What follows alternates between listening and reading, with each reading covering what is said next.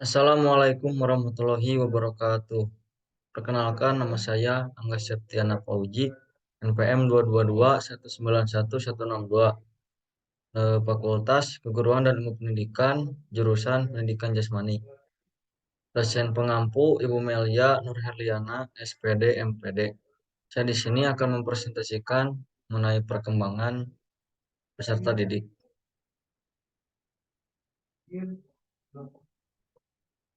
Ada 4 materi ya. Yang pertama, perkembangan dan pertumbuhan. Perkembangan. Hal lain terkait perkembangan adalah jangka waktu. Dalam hal ini, perkembangan memiliki perbedaan jangka waktu dari pertumbuhan. Perkembangan akan terjadi secara terus-menerus, dapat dilihat namun cenderung tidak jelas. Nah, jadi perkembangan ini bertambahnya kemampuan skill dalam struktur dan fungsi tubuh yang lebih kompleks dalam pola yang teratur dan dapat diramalkan sebagai hasil dari proses pematangan. Kemudian ada pertumbuhan. Pertumbuhan adalah perubahan yang terjadi pada suatu objek yang sifatnya cenderung terbatas namun bisa diamati secara langsung menggunakan indera.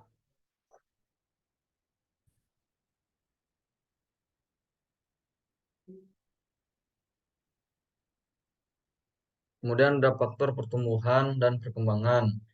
Ada beberapa faktor pertumbuhan dan perkembangan. Salah satunya adalah nutrisi, kondisi psikologi, lingkungan, biologis, dan aktivitas fisik. Nah, dari kelima faktor ini sangat mempengaruhi pertumbuhan dan perkembangan. Selanjutnya, ke yang kedua, prinsip dan fase pertumbuhan dan perkembangan. Persamaan dan perbedaan. Sifat perubahan pada pertumbuhan, perubahan bersifat kuantitatif, sedangkan pada perubahan bersifat kualitatif fungsional. Kemudian ada aspek perubahan yang pada pertumbuhan yang berubah adalah aspek fisik saja, sedangkan pada perkembangan aspek yang berubah adalah aspek fisik dan psikis. Selanjutnya, prinsip perkembangan manusia. Menurut Elizabeth Bergner Hurlock, yang pertama melibatkan perubahan, yang kedua perkembangan awal lebih kritis, yang ketiga merupakan hasil proses kematangan dan belajar, yang keempat pola perkembangan dapat diramalkan, yang kelima karakteristik yang dapat diramalkan, yang ketujuh terdapat perbedaan individu, yang kedelapan memiliki bahaya yang potensial. Nah, di sini ada fase pertumbuhan dan perkembangan. Pada fase ini ada pranatal yang dimana pranatal ini masih dalam kandungan. Kemudian ada fase bayi yang sudah keluar dari kandungan. Biasanya pada posisi ini bayi sering menangis atau eh, ya menangis sih. Yang selanjutnya ada kanak-kanak awal.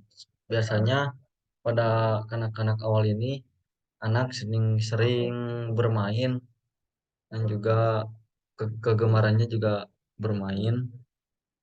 Yang selanjutnya ada kanak-kanak akhir yang dimana ini mulai ada seperti sekolah anak TK, SD.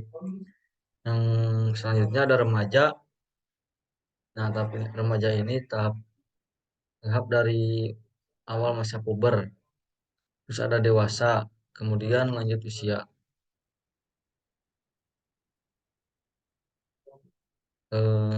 Tugas dan perkembangan. Salah satu prinsip perkembangan bahwa setiap individu akan mengalami fase perkembangan tertentu yang merentang sepanjang hidupnya. Pada setiap fase perkembangan ditandai dengan adanya sejumlah tugas-tugas perkembangan tertentu yang dapat dituntaskan.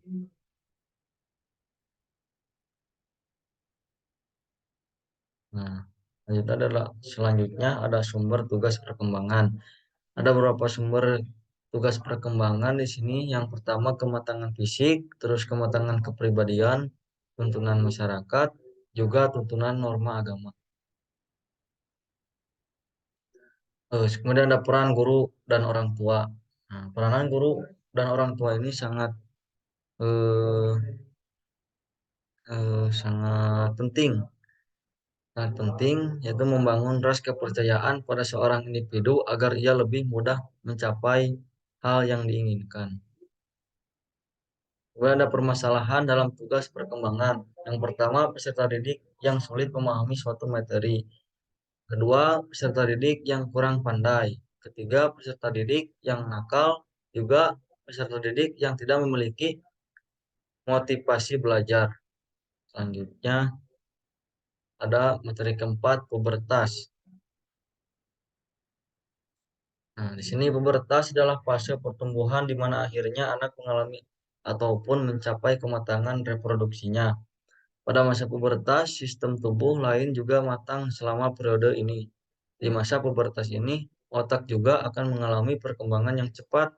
Pembentukan identitas pun akan terjadi sehingga banyak perubahan emosional, baik untuk anak laki-laki maupun perempuan. Menyesuaikan diri dengan pubertas bisa jadi sulit bagi orang tua dan remaja. Mestinya dengan komunikasi yang lebih dan dukungan dari keluarga dan teman, anak remaja dapat menjalani masa pubertasnya dengan baik. Cara menyikapi pubertas.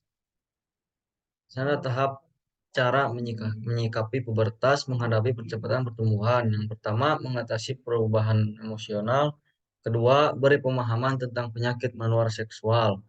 Ketiga, pastikan anak remaja punya seorang untuk diajak bicara. Yang keempat, menjaga diri. Nah, di sini ciri-ciri pubertas. Ciri-ciri pubertas pada perempuan adalah menstruasi, perubahan pada bagian payudara, tumbuhnya rambut pada beberapa bagian tubuh, kenaikan berat dan tinggi badan, mulai timbul bau badan, perubahan pada area kemaluan, kulit berminyak atau berjerawat, dan yang terakhir suasana hati berubah. Pada laki-laki, anak laki-laki mulai mengalami mimpi basah atau mimpi mengenai ketertarikan seksual terhadap lawan jenis. Nah, selanjutnya sistem reproduksi sudah berfungsi, testis mulai memproduksi sperma. Kantung testis mulai menampung sperma, cairan sperma bisa keluar ketika rangsangan seksual. Baik, mungkin itu saja yang dapat saya sampaikan. Mohon kurang dan lebihnya, mohon maaf apabila ada kesalahan. Terima kasih. Wassalamualaikum warahmatullahi wabarakatuh.